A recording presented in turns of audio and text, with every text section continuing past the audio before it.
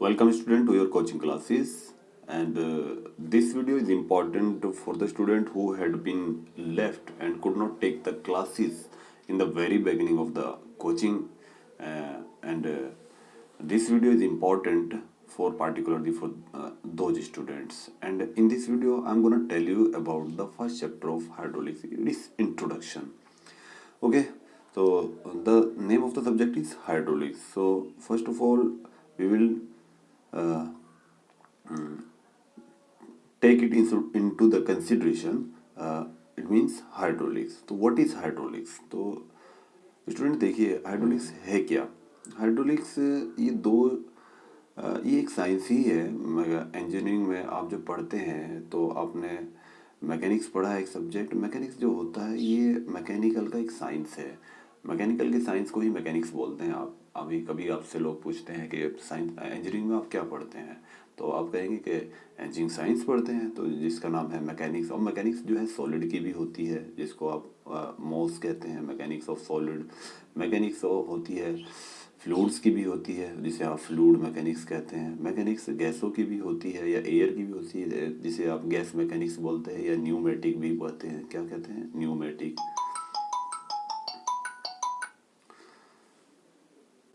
1 minute.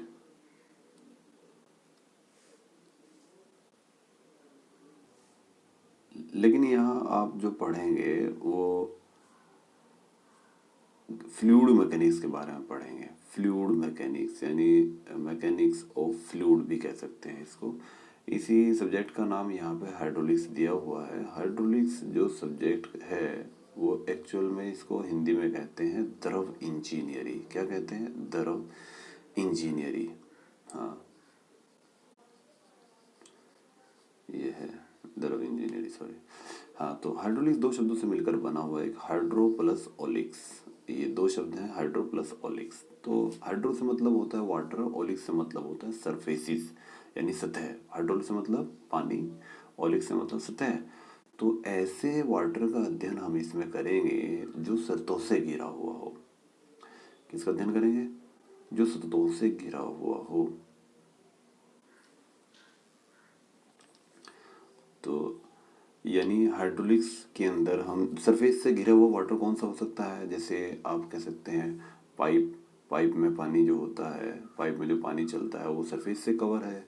नहर कह सकते हैं, नहर में जो सरफेस होती है, साइड की सरफेस होती है ये वाली, और नीचे की होती है बॉटम की।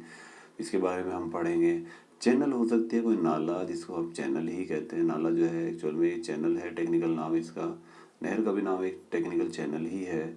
वियर के बारे में पढ़ेंगे आप। नोच के बारे में, नोच क्या होती है? जो होदी आप जो ट्यूबवेल में यूज़ करते हैं, तो उसमें आपने देखा होगा ये इतना सा हिस्सा जो पानी निकलने के लिए यहाँ बना रहता है, जिससे पानी बाहर आता है, ये तो इसे नोच कहते हैं। ये भी सरफेस से कवर है, एक ही सरफेस है, एक ही है, एक ही है। तो ऐसे पानी के बारे में आप यहाँ पढ़ेंगे हाइड्रोलिक्स में, जो सरफेस से कवर हो। ओके, तो यही सब्जेक्ट का नाम है हाइड्रोलिक्स। तो हाइड्रोलिक्स की डेफिनेशन यही हो जाएगी, देखिए ज़रा। हाँ, यहाँ पे आते हैं तो पहले हाइड्रोलिक्स की डेफिनेशन ही देखते हैं। ये रही। तो हाइड्रोलिक्स दो शब्दों से मिलकर बना है, जिनका शाब्दिक अर्थ है पानी और पाइप। तो इस विषय के अंतर्गत हम ऐसे द्रव का अध्ययन करते हैं जो सतहों से घिरा हुआ हो, जो सतहों से घिरा हुआ हो। जैसे एग्जाम्पल में आप लिख सकते थे यहाँ पे, जैसे जैसे हो सकती है नहर। नहर का एग्जाम्पल हो सकता है, जैसे पाइप का हो सकता है, और चैनल हो सकती है आदि। ये सब आप लिख सकते हैं। ओके, अब हाइड्रोलिक्स जो होती है वो कितने, हाँ, तो हाइड्रोलिक्स को देखिए ज़रा। ये कितने पार्ट में हम इसको डिवाइड कर सकते हैं? फ्लूइड मैकेनिक्स इसका सब्जेक्ट का नाम था वैसे ये। तो फ्लूइड मैकेनिक्स को हम दो हिस्सों में बांट सकते हैं, एक गैस मैकेनिक्स और एक बांट सकते हैं आप, ये गैस मैकेनिक्स है जिसका नाम न्यूमेटिक्स मैंने बताया भी था अभी, और एक हाइड्रो मैकेनिक्स। हाइड्रो मैकेनिक्स का मतलब है वाटर से रिलेटेड मैकेनिक्स, यही है। मतलब ये वाटर की होगी, ये गैसों की हो गई। गैसों में भी दो स्थितियों में हो सकती है ये, एक स्थितिक अवस्था में हो सकती है, ये स्टैटिक कंडीशन में है, डायनेमिक कंडीशन में है। और ऐसे ही हाइड्रो मैकेनिक्स भी दो तीन तरह की होती है, ये हाइड्रोस्टैटिक्स, हाइड्रोडायनेमिक्स और काइनेमेटिक। हाइड्रो काइनेमेटिक पूरा नाम इसका क्या हो जाएगा? Hydro kinematics. ओके, तो एक एक के बारे में पढ़ेंगे। एयर अगर स्टैटिक अवस्था में है, यहाँ तेरा देखिए ये जो एयर है एरोस्टैटिक का मतलब जिसे आप न्यूमेटिक्स भी कहते हैं। एयर अगर स्टैटिक अवस्था में है तो इसको एरोस्टैटिक बोलते हैं। एयर अगर डायनेमिक अवस्था में है तो इसको एरोडायनेमिक्स बोलते हैं। इसी तरह वाटर, हाइड्रो मीन्स होता है वाटर, स्टैटिक कंडीशन में है तो इसको द्रव स्थितिकी कहते हैं। हिंदी में क्या कहते हैं? द्रव स्थितिकी। एक एक के बारे में हम डिटेल में पढ़ेंगे अभी यहाँ पे। और गति की अवस्था में है तो द्रव गतिकी कहते हैं इसको। यहाँ पे क्या कहते हैं? द्रव गतिकी। ये हो जाएगा गतिकी। और तीसरा द्रव शुद्ध गतिकी। इसका काइनेमेटिक्स का मतलब क्या होता है? काइनेमेटिक का मतलब है द्रव शुद्ध गतिकी, शुद्ध गतिकी। ओके, ये है। तो हाइड्रोलिक्स की 3 ब्रांचेस हो सकती है। पहला हमने बताया हाइड्रोस्टैटिक्स, दूसरा हाइड्रोडायनेमिक्स, तीसरा हाइड्रोकाइनेमेटिक्स। देखिए इनको डिटेल में देखते हैं आगे, चलिए। यह पहला हाइड्रोस्टैटिक्स। हाइड्रोस्टैटिक्स में वो है कि जब वाटर स्थितिक अवस्था में हो, विराम अवस्था में, चल नहीं रहा हो, तो इंजीनियरिंग साइंस की वो शाखा है जिसमें हम वाटर को उसकी स्थितिक अवस्था में उसका अध्ययन करते हैं। जैसे कहाँ देखा आपने? पौंड में देखा होगा कहीं पे। हाँ, जैसे तालाब इसका एग्जाम्पल हो सकता है। तालाब, तालाब में स्थितिक अवस्था में रहता है पानी। बोतल हो सकती है कोई, बॉटल। टैंक हो सकते हैं, टैंक में भी पानी स्थिर अवस्था में रहता है। तो इस विज्ञान के अंतर्गत, इस शाखा के अंतर्गत, हाइड्रोलिक्स की शाखा के अंतर्गत ये लिखा हुआ है द्रव इंजीनियरिंग की वह शाखा जिसके अंतर्गत द्रव के व्यवहार का अध्ययन उसकी विराम अवस्था में करते हों, है ना। यानी it is the branch of engineering science which deals with the study of water in static condition like in pond, bottle and tanks etcetera. Okay, next है हाइड्रोडायनेमिक्स। हाइड्रोडायनेमिक्स में आप देख रहे हैं इसमें वाटर गति की अवस्था में होना चाहिए। गति की अवस्था में है, जैसे कहाँ हो सकता है वाटर गति की अवस्था में? कहाँ होता है? नहर में होता है, नालों में, पाइप में। ये इसके एग्जाम्पल हो सकते हैं। जैसे इसका एग्जाम्पल क्या हो सकता है? नहर, पाइप हो सकता है, पाइप में भी पानी चलता है। नाले यानी चैनल हो सकती है ना, चैनल हो सकती है, नोच हो सकती है, नोच। ये सब एग्जाम्पल हैं इसके हाइड्रोडायनेमिक्स। अच्छा, एक और बात इसमें है कि इसके अंदर हम फोर्स के बारे में भी पढ़ते हैं और प्लस मोशन के बारे में भी पढ़ते हैं, गति के बारे में। तो ये इंजीनियरिंग की वो शाखा है, यानी फ्लूइड मैकेनिक्स की वो शाखा है जिसके अंतर्गत हम द्रव के ऊपर लगने वाले बल और उससे उत्पन्न होने वाली गति के बारे में, दोनों के बारे में पढ़ते हैं। फोर्स के बारे में भी और गति के बारे में भी। ओके, हाइड्रोस्टैटिक्स में हम केवल फोर्स के बारे में ही पढ़ते हैं। एक बार फिर बताते हैं आपको, जो हाइड्रोस्टैटिक्स है इसके अंदर हम क्या के बारे में पढ़ते हैं? फोर्स के बारे में भी पढ़ते हैं। और इसके बाद इसके अंदर है ना, हम हाइड्रोडायनेमिक्स के अंदर फोर्स और मोशन दोनों के बारे में पढ़ते हैं। फोर्स के बारे में पढ़ते हैं और मोशन के बारे में। फोर्स को कभी कभी हम एनर्जी भी कहते हैं। क्यों? क्योंकि फोर्स लगाने से जो मोशन होती है, तो फोर्स इंटू मोशन या फोर्स इंटू डिस्प्लेसमेंट क्या हो जाता है? वो हो जाता है आपका कार्य। तो कार्य को ऊर्जा भी कहते हैं आप। तो इसके अंतर्गत हम कार्य या ऊर्जा या फोर्स के बारे में अध्ययन करते हैं, साथ ही साथ मोशन के बारे में भी अध्ययन करते हैं। It means you can say like that it is the branch of engineering science which deals with the force and और energy and motion on the fluids. Okay, इस तरह से। तो ये है हाइड्रोडायनेमिक्स। और इसका एग्जाम्पल आप क्या ले सकते हैं? एग्जाम्पल में मैंने बता ही दिया आपके, जो गति की अवस्था में हो जहाँ पानी, वो सारे एग्जाम्पल हो जाएंगे इसके। ओके, नेक्स्ट पे चलते हैं। नेक्स्ट है हाइड्रोकाइनेमेटिक्स। हाइड्रोकाइनेमेटिक्स क्या है? इसके अंदर हम बताएं आपको, हाइड्रोकाइनेमेटिक्स में आप केवल, इसका मतलब होता है शुद्ध गति की। क्या होता है इसका मतलब? शुद्ध गति की, शुद्ध केवल गति के बारे में अध्ययन करते हो। अब गति के लक्षण कौन कौन से होते हैं?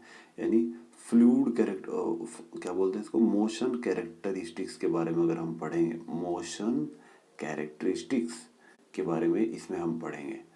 तो मोशन कैरेक्टरिस्टिक्स कौन कौन से होते हैं जरा से फिर से देख लीजिए।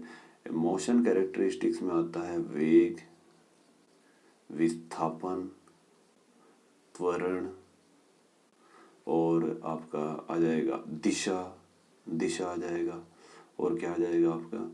बहने का तरीका, पानी किस तरह से बहता है आपको पता है। पानी सीधा भी बह सकता है ऐसे लेयर्स की फॉर्म में, जिसे लेमिनार कहते हैं। कभी कभी वाटर ऐसे भी बहता है इस तरह से, ये टर्बुलेंट हो सकता है, कभी कभी ऐसे ऐसे इस तरह से वाटर इस तरह घूमता हुआ बहता है। ये हो गया रोटरी फ्लो। तो फ्लो किस तरह का है, ये सारी चीज़ें पढ़ते हैं। यानी हाइड्रोकाइनेमेटिक्स के अंतर्गत हम मोशन कैरेक्टरिस्टिक्स के बारे में पढ़ते हैं। मोशन कैरेक्टरिस्टिक्स हो सकते हैं वेग, विस्थापन, त्वरण, दिशा, बहने का तरीका, ये सब, यानी पैटर्न ऑफ फ्लो। तो हाइड्रोकाइनेमेटिक्स हाइड्रोलिक्स की वह शाखा है जिसके अंतर्गत हम केवल गति का ही अध्ययन करते हैं। केवल गति का, ये लिखा हुआ है, या गति के लक्षणों का, है ना। उस गति कैसे उत्पन्न होती है, बल, उन बलों का विचार हम इसमें नहीं करते, बलों का विचार नहीं करते। ठीक है, तो फिर से सुन लीजिए एक बार, हम आपको हल्का सा ओवरव्यू बता देते हैं दोबारा से कि हाँ, हाइड्रोस्टैटिक्स में आप केवल फोर्स का अध्ययन करते हैं, इसमें केवल फोर्स का अध्ययन करते हैं। हाइड्रोडायनेमिक्स के आप फोर्स और मोशन दोनों का अध्ययन करते हैं, फोर्स एंड मोशन दोनों का अध्ययन करते हैं। तीसरा, हाइड्रोकाइनेमेटिक्स में केवल मोशन का ही अध्ययन करते हैं, केवल मोशन का, और मोशन के लक्षण जो हैं सारे। तो it is the branch of engineering science which deals with the study of which deals with the motion characteristics like velocity, acceleration, displacement and direction and pattern of flow। Okay, चलिए next. इसके बाद हम आप आते हैं, subject का नाम था फ्लूइड मैकेनिक्स। तो अब हम फ्लूइड के बारे में पढ़ेंगे कि फ्लूइड क्या है। मैंने आपको अभी बताया था कि फ्लूइड की जब हम बात करते हैं तो फ्लूइड का हिंदी में मतलब होता है तरल। और जब तरल के बारे में हम पढ़ते हैं तो इसका मतलब है कि इसमें गैस और लिक्विड दोनों आ सकते हैं, गैस भी आ सकते हैं। चलिए यहाँ देख सकते हैं, मैंने लिखा हुआ है, यहाँ गैस भी आ सकती है और लिक्विड भी आ सकते हैं, दोनों आ सकते हैं इसमें। तो फ्लूइड क्या है? फ्लूइड वो पदार्थ है जो सामान्य तापमान पर बहने की क्षमता रखते हैं। यहाँ लिखा हुआ है जो नॉर्मल टेम्परेचर पे फ्लो हो जाते हैं उन्हीं को फ्लूइड कहते हैं। नॉर्मल टेम्परेचर पे फ्लो कौन हो जाते हैं, जैसे आप वाटर डाल दो पानी कहीं भी तो फ्लो हो जाएगा। गैस फ्लो हो जाती है। क्या ईंट फ्लो होती है क्या कभी? ईंट तो नहीं है ना, तो ईंट फ्लूइड नहीं हो सकता। लकड़ी फ्लो नहीं हो सकती, तो ये सब फ्लूइड नहीं है। हाँ, आप शैम्पू लगाते हैं, शैम्पू फ्लो हो जाता है नॉर्मल टेम्परेचर पे, तो फ्लूइड है। सीवेज है घरों से निकलने वाला, कॉस्मेटिक क्रीम्स जो आप अपने चेहरे पर लगाते हैं वो सब फ्लूइड है। तो कुल मिला के जो बहने की क्षमता रखते हैं नॉर्मल टेम्परेचर पे। ऐसे नहीं, लोहा भी बह जाता है कि आप कहोगे तो गर्म कर दो उसको तो बह जाएगा, गर्म करने पर नहीं, normal temperature. Fluid is that substance which has the capability to flow at room temperature. Room temperature कितना होता है? नॉर्मल टेम्परेचर 21 से 25 के बीच में आप कह सकते हैं, है ना, ये नॉर्मल टेम्परेचर है। तो ऐसे एग्जाम्पल आप कह सकते हैं, जल भी हो सकता है, वायु हो सकती है, कार्बन डाइऑक्साइड हो सकता है, कॉस्मेटिक क्रीम हो सकती है, शैम्पू हो सकता है, जेल हो सकता है, सीवेज हो सकता है, ड्रिलिंग मड हो सकता है, रेत हो सकता है, पानी हो सकता है, सब है। ओके, ये फ्लूइड है। नेक्स्ट, और फ्लूइड कितनी तरह का होता है? अच्छा, द्रव तो आपको, ये इसका मतलब होता है तरल, और एक होता है द्रव। दोनों में अंतर फिर समझ लीजिए। तरल में जब हम बात करते हैं तो उसमें गैस और लिक्विड दोनों आ सकते हैं, और इसमें केवल लिक्विड आएंगे बस। ओके, नेक्स्ट आगे बढ़ते हैं। Classification of fluid. क्लासिफिकेशन यानी दो तरह का होता है fluid. Fluids are of two types, ideal fluid और एक है प्रैक्टिकल फ्लूइड। तो पहले आइडियल फ्लूइड एक तो आप मतलब ये देख लीजिए कि आइडियल फ्लूइड, पहली बात तो वर्ल्ड में कोई होगा नहीं, कोई भी चीज़ आइडियल नहीं है संसार में, है ना। फिर भी किसी ना किसी को तो हम अपने आइडियल मानते हैं। जैसे कुछ लोग स्वामी विवेकानंद को आइडियल मान लेते हैं, कुछ लोग जो है अब्दुल कलाम आज़ाद को आइडियल मानते हैं। तो इसलिए आइडियल फ्लूइड किसे कहते हैं, यानी स्टैंडर्ड क्लास का ये फ्लूइड है, उसको देखिए जरा क्या है ये। आइडियल फ्लूइड उसे कहते हैं जिसमें ना तो सरफेस टेंशन हो और ना ही विस्कोसिटी हो, यानी पृष्ठ तनाव ना हो, जिसमें ये दो गुण हैं ये खास तौर से ध्यान रखने, ना तो पृष्ठ तनाव हो और ना ही शांता हो। शांता कहते हैं बहने का विरोध। अगर पानी को नीचे आप डाल दें तो बहने का विरोध करता है कि नहीं। मरकरी जो होता है ना, पारे को अगर फर्श पे डालते हैं तो इस तरह से बहता है जैसे कि मार्बल का मतलब कंचे होते हैं ना, कांच के बने हुए जो जिसे खेलते हैं मार्बल्स, तो वो किस तरह से एकदम जाते हैं ना गिरते, ऐसे ही पारा बहता है। तो पारा बहुत तेजी के साथ बह जाता है, पानी को डाल दो तो चिपक जाता है फर्श पे, कम तेजी से बहता है। फिर हम सरसों का तेल डाल दे, वो पानी से भी कम तेजी से बहता है। फिर हम मोबिल ऑयल डाल दे, वो तो और भी कम तेजी से बहेगा, धीरे धीरे बहेगा। तो जो जितना धीरे से बहेगा उसकी विस्कोसिटी उतनी ज़्यादा होगी, समझे। तो पारे की विस्कोसिटी पानी से कम, पानी की सरसों के तेल से कम, सरसों के तेल की मोबिल ऑयल से कम, मोबिल ऑयल, इस तरह से जो गाढ़े होते हैं, कह सकते हैं एक तरह से जो मतलब धीरे से बहते हैं, उनमें विस्कोसिटी ज़्यादा होती है। अब ये बता रहे हैं कि जिसमें पृष्ठ तनाव और सरफेस टेंशन दोनों के गुण नहीं पाए जाते उसे कहते हैं आइडियल फ्लूइड। लेकिन वास्तव में ऐसा है नहीं, कोई भी कुछ ना कुछ तो सरफेस टेंशन और शांता होती ही है। अच्छा, एक और बात बताई इन्होंने कि इनको दबाया भी नहीं जा सकता, है ना। वैसे भी लिक्विड को कभी दबा नहीं सकते। फ्लूइड में गैस को तो दबा सकते हैं, एयर को भी दबाया जा सकता है, लेकिन लिक्विड को नहीं दबा सकते। लेकिन ये बता रहे हैं कि आइडियल फ्लूइड वो है, चाहे वो गैस हो चाहे लिक्विड, जिनको दबाया ही नहीं जा सकता हो। दूसरा, अगर शांता होगी तो ये विरोध करेगा, शांता नहीं है तो विरोध ही नहीं करने का, बहने का। आप डाल दीजिए, जब शांता नहीं है तो तेजी से बह जाएगा। तो यही लिखा है कि आदर्श तरल वे हैं जो बहने में किसी भी प्रकार का कोई प्रतिरोध प्रस्तुत करते ही नहीं है। ये लिखा हुआ नहीं है, प्रस्तुत नहीं करते, क्योंकि शांता नहीं होती इसमें, ठीक है। तो कुल मिला के ये आइडियल फ्लूइड है। ये एक तो न तो इसमें सरफेस टेंशन होता, ना विस्कोसिटी होती, और इसमें कंप्रेसिबिलिटी भी नहीं होती, यानी संपीड्यता भी, ये दबता भी नहीं है, ठीक है। अब थोड़ा सा कंप्रेसिबिलिटी के बारे में पढ़ लेते हैं। तो फिर किसे माने, अच्छा कंप्रेसिबिलिटी अभी पढ़ेंगे, तो फिर किसे माने हम आइडियल फ्लूइड। जब जब कुछ ना कुछ तो पृष्ठ तनाव और सरफेस टेंशन हो गई और विस्कोसिटी भी होगी, तो जिसमें कम है उसको आप आइडियल मान सकते हैं। मतलब जैसे वाटर है, वाटर की जो सरफेस टेंशन है वो होता है 0.0736 न्यूटन पर मीटर, इतना होता है। तो ये बहुत कम है, तो हम विस्कोसिटी भी इसकी बहुत कम होती है, 0.001 पॉइस होती है। अब इतनी कम विस्कोसिटी होती है, तो इसको हम आइडियल कह सकते हैं, लेकिन है नहीं वो आइडियल एक्चुअल में। तो आइडियल कोई नहीं है। दूसरा, थोड़ा सा कंप्रेसिबिलिटी के बारे में भी अध्ययन कर लेते हैं। कंप्रेसिबिलिटी क्या है। कंप्रेसिबिलिटी वो है, अगर दबाते हैं लिक्विड और वो अगर दब जाता है कोई भी फ्लूइड, तो वो कंप्रेसिबल है, अगर नहीं दबता तो इनकम्प्रेसिबल। अब ये दबता है कि नहीं, दबता नहीं है ना। ग्लास में अगर आप पानी भरो और उसको पिस्टन से दबाओ तो वो दबेगा नहीं, जबकि बल्कि क्या करेगा, ग्लास को फाड़ के रख देगा, साइड से फट जाएगी दीवारें गिलास की, लेकिन दबेगा नहीं। तो ये है इनकम्प्रेसिबिलिटी। क्या है, इनकम्प्रेसिबिलिटी, यानी इसमें कंप्रेसिबिलिटी बिल्कुल भी नहीं होती। थोड़ा सा देखिए इसके बारे में दोबारा। तो कंप्रेसिबिलिटी कहते हैं उसको, बीटा से आप डिनोट करते हैं, तो बीटा इसमें होता ही नहीं है, यानी जीरो। अच्छा, एक फॉर्मूला है कि बीटा को कैसे निकालते हैं। बीटा को निकालते हैं हम 1/k, 1/k। अब k क्या है, ये है आयतन मापांक। तो जब k का मान निकालना है, यहाँ से k बराबर हो जाएगा 1/बीटा, 1/बीटा। तो बीटा का मान यहाँ से रख दीजिए, 0 हो गया।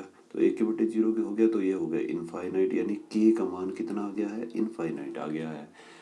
तो आइडियल फ्लूइड के लिए k का मान इनफाइनाइट होता है, k है आयतन मापांक। तो ये पॉइंट लिख सकते हैं आप इसमें एक और। तो बल्क मॉडुलस का वैल्यू कितना होता है आइडियल फ्लूइड के लिए, इनफाइनाइट। ओके, नेक्स्ट आगे बढ़ते हैं। तो ये था सारा आइडियल फ्लूइड के विषय में। अब एक है प्रैक्टिकल फ्लूइड। थोड़ा सा प्रैक्टिकल फ्लूइड के बाद, इसका उल्टा है बिल्कुल।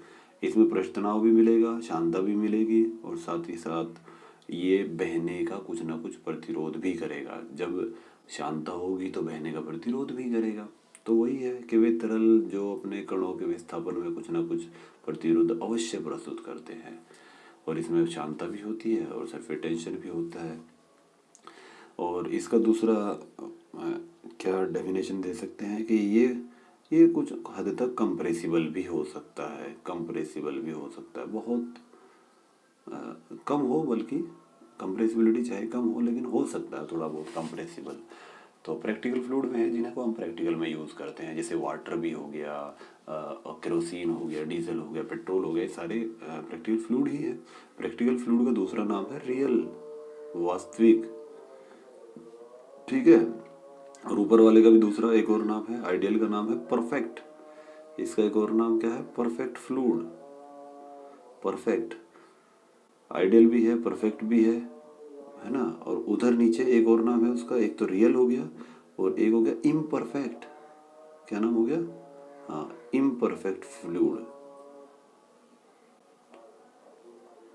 एक मिनट, हाँ,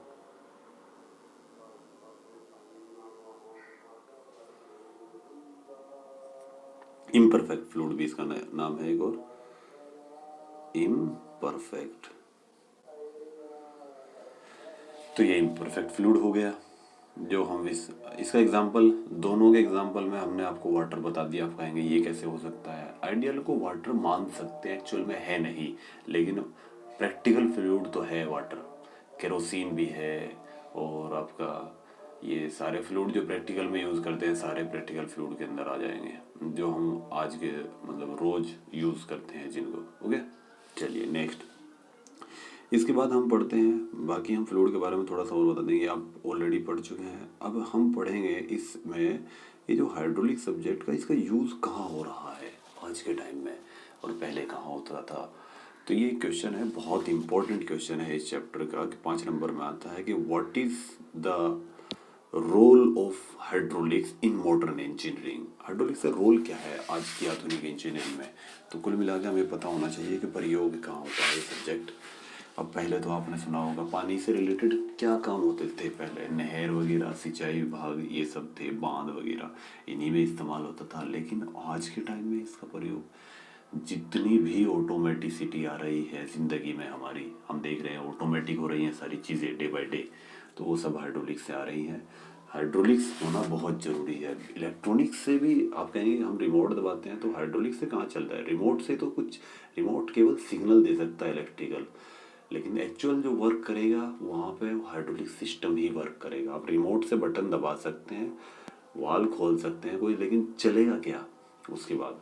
अब आप बटन दबाते हैं तो गाड़ियों के शीशे अपने आप ऊपर हो जाते हैं, बटन दबाते हैं मोटरों के गेट बंद हो जाते हैं, बटन दबाते हैं ड्राइवर खिड़की खोल देता है, बटन दबाता है ड्राइवर खिड़की को बंद कर देता है। तो बटन से इलेक्ट्रिकल सिग्नल तो मिल सकता है, लेकिन एक्चुअल में वो खिड़की को दबाएगा कौन, बिजली थोड़ा ही दबा देगी आगे उसको। वहाँ लगा हुआ है एक मास्टर सिलेंडर, समझे।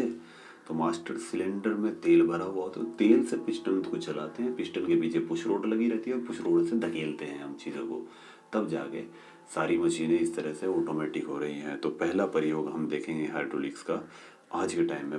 पुराने टाइम में लिखा हुआ है कि प्रारंभ में, प्रिमिटिव एज में, इसका प्रयोग जो था वो सीमित था। और कहाँ तक सीमित था, वो था नहरों, ये यहाँ लिखा नहीं इन्होंने, लिखना चाहिए हालांकि, नहरों, बांधों, है ना, आदि नालों आदि तक ही सीमित था। लेकिन आज के टाइम में इसका प्रयोग जो है कहाँ हो रहा है, आपके घरों के जो दरवाजे हैं ना, उस पर भी डोर क्लोजर लगा हुआ है, आप खोल दो तो बंद अपने आप ही हो जाता है, देखा है।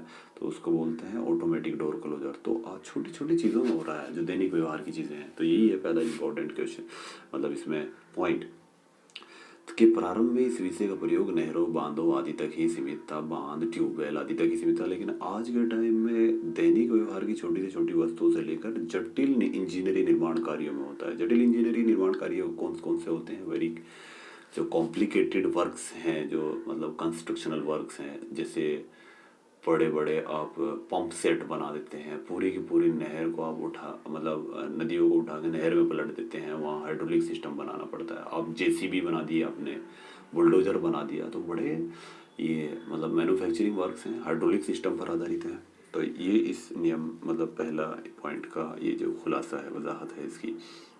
नेक्स्ट पॉइंट क्या है, नेक्स्ट पॉइंट देखिए। तो नेक्स्ट पॉइंट वही लिखा हुआ है कि स्वतः दरवाजा बंद करने वाली युक्ति, यानी इसको बोलते हैं ऑटोमेटिक डोर क्लोजर। ये है ऑटोमेटिक डोर क्लोजर। और झटका शोषक कौन सा होता है, एक होता है शोकर। शोकर में भी तो तेल भरा रहता है ना, हाइड्रोलिक फ्लूइड, स्प्रिंग भी होता है और तेल भी भरा रहता है, तो शोकर भी इस्तेमाल करते हैं। हाइड्रोलिक लिफ्ट, आजकल लिफ्ट, पहले लिफ्ट पट्टे से चलती थी रस्से से, आजकल तो हाइड्रोलिक लिफ्ट भी है ना। एस्केलेटर होते हैं जो जिन्ने बने रहते हैं एयरपोर्ट पे, मेट्रो पे एस्केलेटर होते हैं, हालांकि वे तो कुछ अभी भी मैकेनिकल ही हैं, कई जगहों पे वो हाइड्रोलिक भी बनने शुरू हो गए हैं। तो ये सब जो है हाइड्रोलिक के विषय के प्रयोग से हो रहा है। नेक्स्ट पॉइंट क्या हो गया है, रेलगाड़ियों में रेलगाड़ियों में कहाँ होता है, रेलगाड़ियों में ब्रेक लगाते हैं, अब आप कहेंगे उसमें तो सर होता ही नहीं है फ्लूइड, तो फ्लूइड तो नहीं, लेकिन गैस भी तो एक, एयर भी तो एक फ्लूइड ही है ना। तो रेलगाड़ी में जो है एयर का प्रयोग किया गया है ब्रेक लगाने में। और कमर्शियल व्हीकल हैं जितने भी मतलब ट्रक हैं, ट्रोले हैं, ये सब ये कितना प्रेशर रिलीज करते हैं देखिए आप। और इनमें हाइड्रोलिक ब्रेक भी होते हैं, बड़े वाहन जो होते हैं इन सभी में, उनमें ब्रेक सिस्टम जो होता है वो ऐसा ही होता है। थोड़ा सा ये हमें, एक मिनट, ये कंप्रेस करते हैं इसको, या दिखाई नहीं दे रहा था, हाँ अब ठीक है। तो इनमें ब्रेक सिस्टम होता है, ब्रेक अरेंजमेंट में इस विषय का महत्वपूर्ण प्रयोग है। दूसरा और कहाँ इस्तेमाल होता है, समुद्री जहाज़ों में भी इसका इस्तेमाल होता है। हाइड्रोलिक सिस्टम पर ही आधारित है सारे। मिसाइल को बना के खड़ा करते हैं लॉन्च पैड पे और रिमोट से चला देते हैं। रिमोट से क्या चलता है, इलेक्ट्रिकल सिग्नल, और इलेक्ट्रिकल सिग्नल को आप करते हैं मैकेनिकल सिग्नल में ट्रांसड्यूसर की सहायता से कन्वर्ट, और उससे फिर मिसाइल चल जाते हैं। तो और क्रेनों में इस्तेमाल होते हैं, जेसीबी हैं, बुलडोजर हैं। आजकल एक मशीन आ रही है इलेक्ट्रिकल मशीन, मतलब जिसको खंभों पे अगर तार टूट जाते हैं तो आदमी बैठ के वहीं लगा लेता है। वो ग्रीन से कलर की है, स्टेबलाइजर भी होता है उसमें नीचे, तो स्टेबलाइजर लगाते हैं नीचे ज़मीन पे रोकने के लिए उसको। तो ये सब हाइड्रोलिक सिस्टम है, पाइप लगे रहते हैं उनमें फ्लूइड भरा रहता है, ठीक है। तो हाइड्रोलिक सिस्टम पर आधारित है। जितनी भी मशीनें हैं, मशीन के बारे में आपको बता दें, जितनी भी मतलब ये जितनी ऑटोमेटिक मशीनें हैं सीएनसी, वो सब हाइड्रोलिक सिस्टम से कंट्रोल हो रही हैं, हाइड्रोलिक सिस्टम से ही ऑटोमेटिक बनाई जा रही हैं वो। तो कैसे होती हैं आप जरा, मैं अभी उसको आप थोड़ा सा एक आपको बताता हूँ कि किस तरह प्रयोग होता है उसमें। थोड़ा सा एक खाली पेज ले लेते हैं हम यहाँ पे, कि मशीनों में हाइड्रोलिक सिस्टम कैसे इस्तेमाल होता है, देखिए जरा।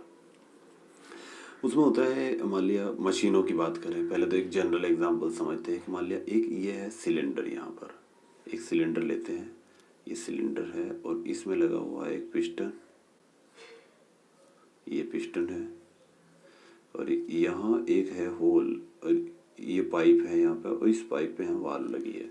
इस वाल्व को खोलते ही इस पाइप से इसमें तेल जाना शुरू हो जाता है। यहाँ पे तेल चलता है तो ये पुश रोड पीछे की तरफ निकलती है इधर की तरफ, और इसके सामने अगर आप डायफ्राम लगा के इस पर मेट्रो का डोर लगाते, दरवाज़ा मेट्रो का, तो क्या होगा, वो दरवाज़ा आगे की तरफ बंद हो जाएगा। जैसे ही वाल्व को खोलेंगे इधर से तेल जाएगा कंप्रेस, और ये यहाँ पे पिस्टन चलेगी और पिस्टन से पुश रोड चलेगी और ये इस दरवाजे को बंद कर देगा। तो ये है इस, हालांकि वहाँ एयर से कंट्रोल हो रहा है, तो ड्राइवर बस केवल वाल्व को खोलने का काम करता है, और ये करता है सेंसर से, सेंसर से सब हो जाता है। आजकल सेंसर हैं, सेंस हो जाते हैं जैसे। तो इलेक्ट्रॉनिक सिस्टम है वहाँ पर, मैकेट्रॉनिक्स लगी हुई है, मैकेनिकल वाल्व को इलेक्ट्रॉनिक्स के बटन दबा के खोल देना, ये मैकेट्रॉनिक्स के एग्जांपल यहाँ पे लगे हुए हैं। इसके बाद ऐसे ही है, अगर यहाँ से वाल्व खोल दिया और तेल जाना शुरू हुआ, डायफ्राम लगा, इस पे लगा दिया आपने गाड़ी का ग्लास, ग्लास जानते हैं जो कार में शीशे होते हैं, बटन दबाए, इस वाल्व को खोला तो एकदम से शीशे ऊपर हो गए, इधर की तरफ ये ऊपर हो जाएंगे, है ना। तो कुल मिला के गाड़ियों के शीशों में इस्तेमाल हो रही है। ये हाइड्रोलिक से होता है, तेल भरा हुआ है, ये फ्लूइड वगैरह, पिस्टन सिलेंडर जहाँ होगा, और कहाँ से आता है ये तेल, इसमें एक मास्टर सिलेंडर होता है जिसमें कंप्रेस कर लेते हैं, यहाँ कोई मास्टर सिलेंडर है, कंप्रेस करके भरा हुआ है उसको, और फिर भेजते हैं कंप्रेस, यानी हाई प्रेशर के साथ। तो ये दो एग्जांपल बताए मैंने आपको। अब बताते हैं थोड़ा सा मशीन के बारे में, जो होती हैं आपकी कंप्यूटराइज न्यूमेरिकल कंट्रोल, जिसको आप सीएनसी मशीनें कहते हैं। कौन सी, सीएनसी। तो उसके बारे में थोड़ा सा बता दूं। सीएनसी मशीनों में हेड बने होते हैं इस तरह से, देखिए कौन से, एक मिनट,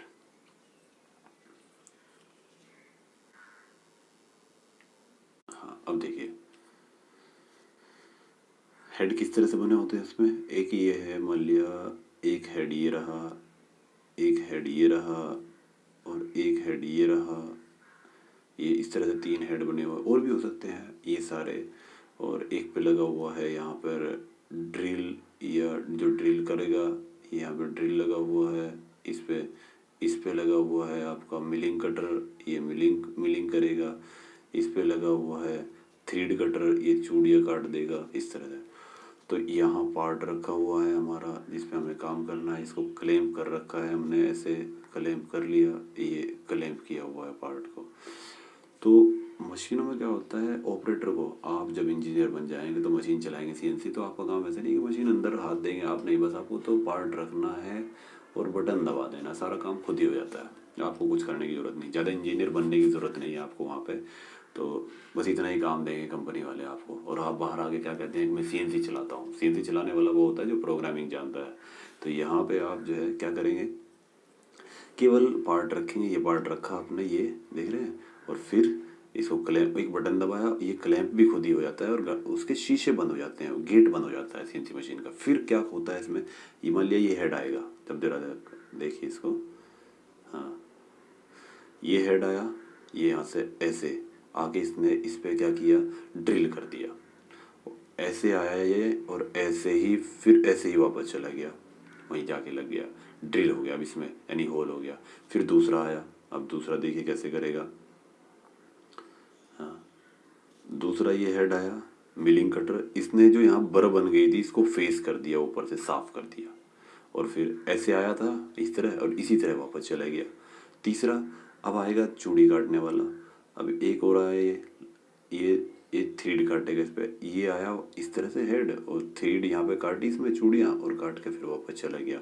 और फिर आपने लास्ट में बट जब ये तीनों काम हो जाएंगे, रुक जाएगी और ये क्लैंप हट जाएंगे यहाँ से, तो पार्ट निकाल सकते हैं। फिर आप ये पार्ट निकाल लेंगे और बाहर रख देंगे, और गेट खुल जाते हैं मशीन के, और फिर आप दूसरा पार्ट ऐसे ही यहाँ रख देते हैं। ये काम अंदर होता रहता है, मशीन के अंदर होता है, बाहर से मशीन इस तरह से बंद रहती है। बस आपको ये सारा काम मशीन के अंदर, आपको बस यहाँ 2 गेट होते हैं, वो गेट एक इधर वाला एक इधर वाला, ये खुल जाते हैं तो आप पार्ट रख देते हैं यहाँ पे। तो ये चल कैसे रहे हैं अंदर, ये हेड कैसे चल रहे हैं इस तरह से, कौन है इसे इन पे फोर्स लगा रहा है पीछे से, तो पीछे से जो फोर्स लग रहा है इनके ऊपर, वो हम फोर्स लगाते हैं, हाइड्रोलिक फ्लूइड आता है, हाइड्रोलिक यानी पुश रोड से इसको धकेला जाता है, पुश रोड से इसको धकेलते हैं, फिर तेल को वापस कर लेते हैं, फिर वहीं आ जाता है, फिर तेल को भेजते हैं तो पुश रोड आगे चलती है, तो इसको धकेलते हैं, फिर ये वापस आ जाता है। फिर ये कौन से नंबर पे कौन सा जाएगा, पहले पे ये गया, दूसरे पे ये भी जा सकता था, यही क्यों गया दूसरे पे, तो ये तीसरे पे क्यों गया, तो इसको कहते हैं कौन सा कब जाएगा, इसकी प्रोग्रामिंग आपको सेट करनी पड़ती है। एक पैनल लगा हुआ होता है साइड में यहाँ पे, उसको बोलते हैं प्रोग्रामिंग, यहाँ पे पैनल बना होता है, तो प्रोग्रामिंग करते हैं। लेकिन प्रोग्रामिंग में एक बात बताइए, आप बटन दबाने से बिजली ही तो आ सकती है बस, कि इसको धकेल देगी बिजली, ऐसा तो नहीं है ना, वो धकेलेगा कौन, इसको पुश कौन करेगा, पुश रोड। तो पुश रोड कैसे चलेगी, फ्लूइड से, पिस्टन से, और पिस्टन कैसे चलेगा, फ्लूइड से, तो फ्लूइड लग गया ना इसके अंदर, तो हाइड्रोलिक हो गई ना। सारी सीएनसी मशीनें इसी तरह काम करती है। सीएनसी होती है, फिर से बता देता हूँ आपको, एक होती है सीएनसी, एक होती है वीएमसी, एक होती है एफएमसी, बहुत सारी मशीनें हैं, एक होती है एनसी, एनसी का मतलब न्यूमेरिकल कंट्रोल मशीन, एक बस वो न्यूमेरिकल कंट्रोल है, सेमी ऑटोमेटिक है, computerised numerical control, vertical machine centre, flexible machine centre, ये सब सारी मशीनें में ऑटोमेटिसिटी आ रही है हाइड्रोलिक सिस्टम से।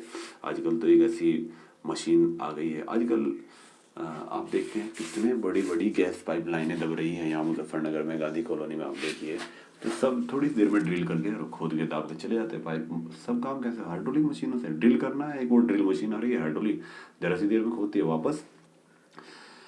जितनी भी जेसीबी बनी हुई है, ये जेसीबी, बुलडोजर है, ये सब है, बुलडोजर, ये सारी जो पीले कलर की मशीन आती है हाइड्रोलिक सिस्टम पर ही बेस्ड है, सारी रोड बनाने में सब हाइड्रोलिक, और यहाँ तक कि हाइड्रोलिक क्लच। तो हम फिर वापस जाते हैं, तो ये कॉन्सेप्ट अगर आपके दिमाग में खुल गया कि कहाँ हाइड्रोलिक इस्तेमाल होता है, क्लच में भी हम आपको बता दें। जो यहाँ की नॉर्मल गाड़ियाँ हैं, बसें हमारे यूपी की, बड़ी दयनीय स्थिति होती है, जब गाड़ी चलती है तो पूरा शोर होता है, उसमें खड़ खड़ की आवाज़ आती है क्लच जब लगाते हैं। और दिल्ली में आप देखिए, दिल्ली में बसों के अंदर से खड़ खड़ की आवाज़ नहीं, सें सें की आवाज़ आएगी, उसके अंदर हाइड्रोलिक क्लच है। हाइड्रोलिक क्लच किस तरह का होता है, वो हाइड्रोलिक सिस्टम मतलब हाइड्रोलिक फ्लूइड पर आधारित है।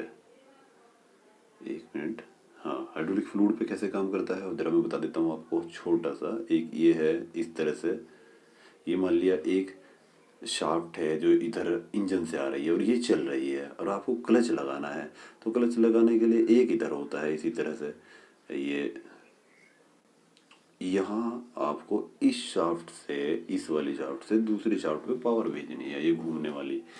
तो क्या करें, इसमें फ्लूइड भर दिया, फ्लूइड, और इसको एक चैम्बर में बंद कर दिया आपने, यहाँ पूरे चैम्बर में बंद कर दिया और तेल भर दिया।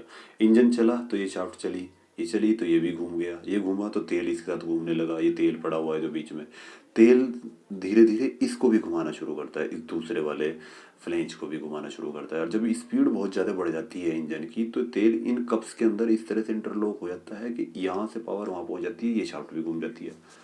बीच में आपने पट्टा लगाया है क्या इन दोनों को चलाने के लिए, आपस में मिलाने के लिए? नहीं, ना चेन, ना पट्टा, ना गियर, कुछ भी नहीं। कैसे? फ्लूइड से।